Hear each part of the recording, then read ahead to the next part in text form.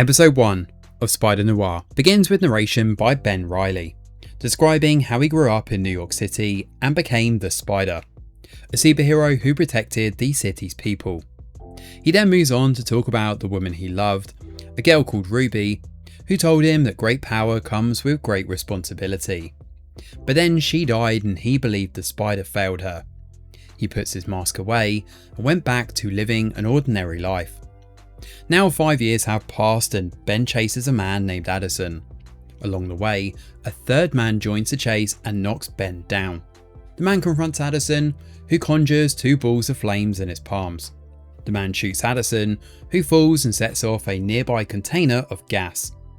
Ben pulls the other man out of harm's way and goes through his wallet to find that he is also a private investigator, a man named Patrick Donegal. When Donegal wakes up, Ben realises they were both hired by a man named Winston.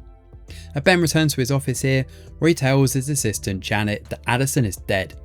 He then gets a visit from a man named Mr. Carmody, who wants Ben to investigate his wife's affair.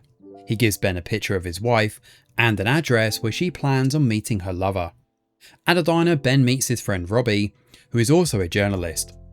Robbie talks about Silvermane, a powerful man, whose real name is Finn Byrne, who has been controlling New York for a while now and even has the police in his pocket.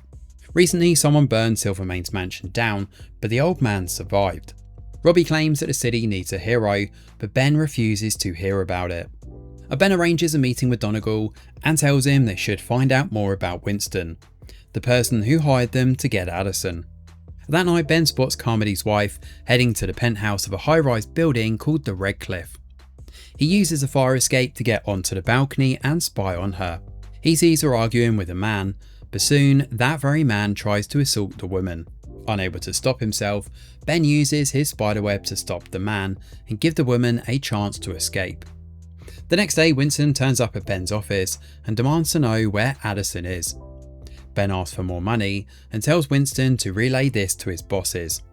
As Winston leaves Ben's office, he and Donegal follow him. They soon find that Winston works for Silvermane. Donegal thinks this is a golden opportunity to extort Silvermane for information about Addison, but Ben thinks it's way too dangerous. Back in the office, Janet develops the photos Ben took, and they realise that the man Carmody's wife was with is none other than the mayor of New York City. When Carmody arrives, Ben tells him that his wife is loyal and spent the night alone in the hotel. Ben also deduces that a woman would not be Carmody's wife at all. Instead, Carmody may have been hired by someone who wants to take the mayor down.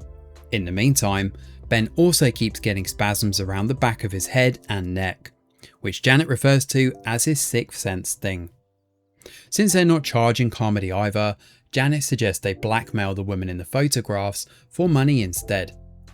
Ben meets Robbie again and shows him the photograph of the woman from his case. Robbie recognises her as Kat Hardy, a once famous singer who now works at a place called The Alcove. Since they're meeting at a hospital, Robbie shows Ben the dead body he has come to write about. That body is none other than James Addison, and that means Silvermane will know soon enough that he's dead. Ben now worries about Donegal. He leaves a message for Donegal and then heads to the alcove, where he gets mesmerised watching Kat perform. On another table, he spots Silvermane sitting there. Winston enters the bar and calls Silvermane out, and they go to an underground basement where Silvermane's people have been torturing poor Donegal. Silvermane questions him about Addison and asks him who hired Addison to kill Silvermane, and it turns out Addison may have actually set fire to Silvermane's mansion beforehand. When Donegal insists he doesn't know, Silvermane kills him. At the bar, Ben approaches Kat and shows her the pictures. He suggests meeting for lunch the next day to discuss the price of the negatives. As he leaves, Kat's bodyguard Flint follows Ben to the top of an unused building. When Ben refuses to give him the negatives, they wind up fighting. Ben knocks him down, but Flint recovers as his skin starts to change, and it turns out he's made of sand. Yep, it's the Sandman. He drops Ben off the roof, but Ben uses his spiderwebs to swing back up. He knocks Flint down again, and this time Kat rushes in and asks Ben not to hurt him. Ben gives her the negatives for free and then leaves. The next morning, Janet is packing up her things because of Ben's refusal to charge Kat money. At that moment, Kat enters the office and tells Ben she wants to hire him to find Flint. It turns out he's gone missing. So episode 1 kicks off this new Spider-Man series to a great start, establishing that Spider-Noir is here to offer something rather unique in the Spider universe. The episode sets up the show's noir aesthetic, and from the visuals to the story, it combines it with the quintessential Marvel charm of people with superpowers. We get glossy visuals, no doubt, a stunning use of lighting, and some incredible shots that emphasise the show's dark and stylish approach. A few examples here include the shadow of Ben's hat being cast on a wall as he stalks Addison, or the smoke from a cigar obscuring his face in the episode's initial scenes. The episode captures New York City very well too, using glamorous visuals of the skyline, towering buildings, and rooftop views to do so.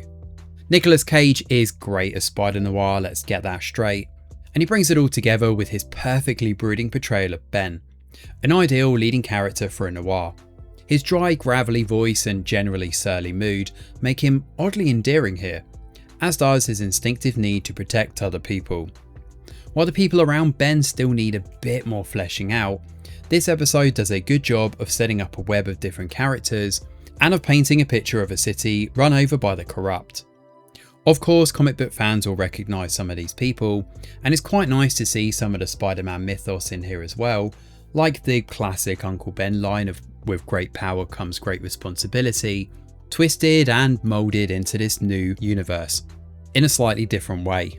Furthermore, the use of 2 different cases makes things all the more enigmatic, and it's a nice way to keep us engaged throughout. All in all, this is a fantastic start, and as a big Spider-Man fan myself, I cannot wait to jump into the next episodes. Thanks for watching, and do let us know your thoughts in the comments below. Smash a like or subscribe to the channel, your support is very much appreciated. I'm Greg Wheeler, and from all of us over here at The Review Geek, we'll see you on the next video.